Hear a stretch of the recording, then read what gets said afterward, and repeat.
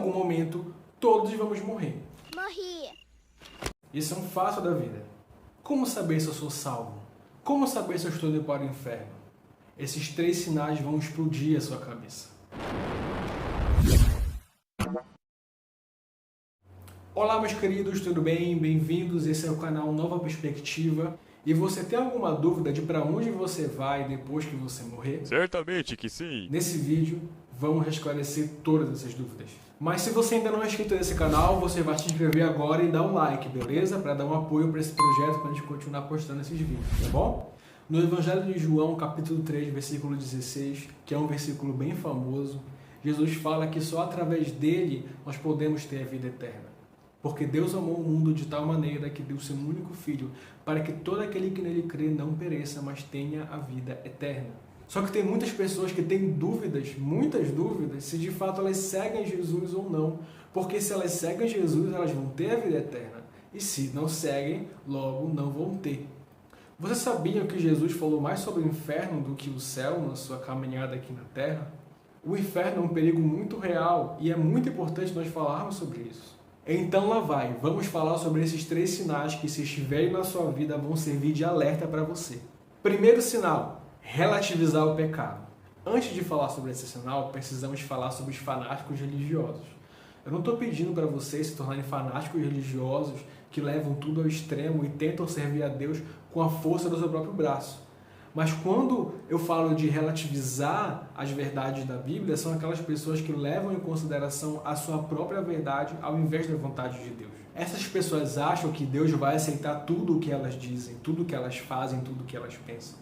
E em 1 Coríntios, capítulo 6, versículo 10, nós vemos que não é bem assim. Nesse sinal, nós vemos outras características. São pessoas que não estão verdadeiramente interessadas em fazer a vontade de Deus, mas elas relativizam tudo a ponto de colocar as suas próprias vontades na frente da vontade de Deus.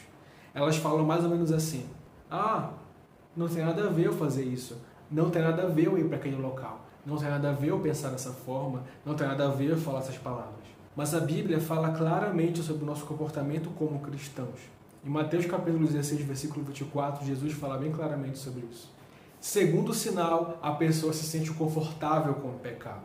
Como nós vimos no sinal anterior, aqui também, essas pessoas acabam querendo fazer as suas próprias vontades e não fazer as vontades de Deus. Como, de novo, falando em Mateus capítulo 16, versículo 24, elas não querem carregar a sua cruz, elas não querem seguir a Jesus. No livro de Gálatas, capítulo 5, versículo 17, o apóstolo Paulo fala muito claramente sobre o conflito entre a carne e o espírito. E toda pessoa que é nascida de novo tem esse conflito. As pessoas que não nasceram de novo, que não são salvas, que estão indo para o inferno, elas não têm esse conflito, elas se sentem bem quando elas pecam, elas não sentem nada quando elas pecam. Elas não se sentem culpadas, elas não se sentem tristes, elas não se sentem incomodadas com aquela situação e não querem mudança. Elas só esperam que alguma coisa aconteça e pronto, mas elas não buscam uma mudança, elas não buscam agradar a Deus. O foco delas não está em seguir a Jesus e fazer a vontade de Deus. Esse faz parte desse sinal. E também elas podem ficar durante muito tempo na prática do pecado sem se sentir incomodados, ficam ali numa boa, ficam ali tranquilo, pecando, cometendo pecados que sabem que são errados e não se sentem incomodados com isso a ponto de querer mudar. Podem ficar muito tempo na prática do pecado e não estão nem aí. Apóstolo João fala sobre isso em 1 João capítulo 3, versículo 10. O terceiro sinal são pessoas que não demonstram os frutos de um novo nascimento. Para uma pessoa vir a Cristo, ela precisa nascer de novo. Então, o interior dela é transformado e é dado a ela um novo interior. Um interior santo, um interior justo, um interior agradável a Deus, que é o Espírito Santo de Deus. E quando isso acontece, uma mudança muito drástica pode ser vista na vida do novo convertido. Ele não consegue mais falar as mesmas coisas. Ele não consegue pensar as mesmas coisas. Ele não consegue ir para os mesmos locais. Ele não consegue ter os mesmos amigos. Ele não consegue olhar para aquela situação e se sentir da mesma forma e para outra situação e se sentir da mesma forma. É como outra pessoa vivendo no corpo daquela pessoa. Mas quando não há uma mudança nítida na sua vida, quando você não consegue visualizar que você foi transformado, isso é muito preocupante. Em 2 Coríntios capítulo 5, versículo 17, o apóstolo Paulo fala sobre isso. Então, o novo convertido é obrigatoriamente uma nova criatura. Ele não consegue ser a mesma pessoa. Existe uma mudança, existe uma revelação de uma verdade, uma alegria interna, uma paz.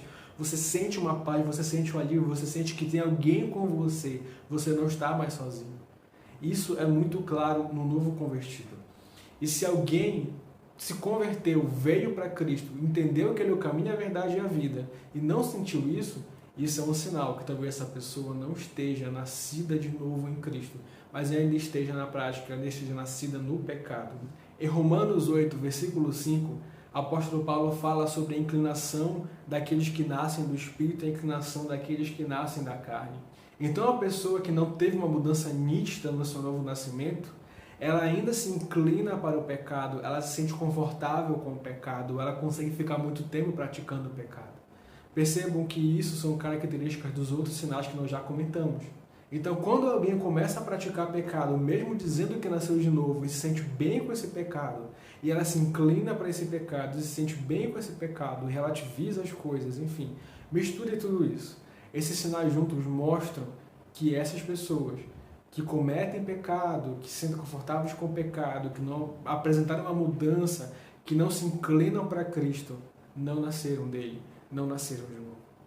Mas, gente, uma coisa muito importante, esse vídeo não é para você ficar olhando para outra pessoa e dizer, essa pessoa não é de Deus, essa pessoa é de Deus, essa pessoa é boa, essa pessoa não é. Não é para você fazer isso. Esse vídeo é para você olhar para o seu coração e se perguntar, eu realmente nasci de novo? Eu realmente sou filho de Deus? Eu realmente vim para Ele? Eu realmente fui transformado por essa graça maravilhosa? Eu passei da morte para a vida? Eu estou em Cristo? Você precisa olhar para si e se fazer essas perguntas. Esse vídeo nasceu de uma angústia muito grande em saber que 2,5 bilhões de seres humanos neste mundo se dizem cristãos. Dizem que seguem a Jesus. No mundo, temos aproximadamente 7,5 bilhões atualmente, 7,5 bilhões de pessoas. E aproximadamente 2,5 bilhões atualmente são considerados cristãos. Eu não consigo deixar de pensar o que esses 2,5 bilhões de pessoas estão fazendo agora. Por que o mundo continua tão violento? Por que existem tantas guerras? Por que existem tantas mortes? Por que tantas pessoas estão morrendo? Me diz uma pessoa que se encontrou com Jesus e não saiu curada. Me diz uma pessoa que se encontrou com Jesus e não saiu transformada. E esses 2,5 bilhões não conseguem transformar o mundo. Isso para mim é de uma incongruência gigantesca. Eu não acredito que existem 2,5 bilhões de cristãos nesse mundo.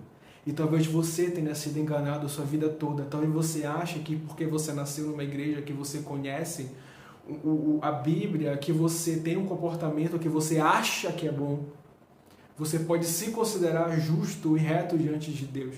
E acha que realmente nasceu de novo. E essa não é a verdade. Isso é muito complicado, gente. Essa verdade é muito complicada, mas é uma verdade. Existe joio e existe o trigo. E não é o mundo e as pessoas da igreja. É na seara do Senhor, no meio do povo de Deus. Existe joio e existe trigo. E você? Você consegue olhar para o seu coração e determinar se você é realmente filho de Deus ou se você não é. Esse vídeo é para você, para que você reflita, para que você veja o que você é, da onde você veio, por que você está aqui e para onde você vai agora. Quais são as suas escolhas? Reflita sobre isso, porque Deus está muito interessado na sua vida e Ele tem um plano para você.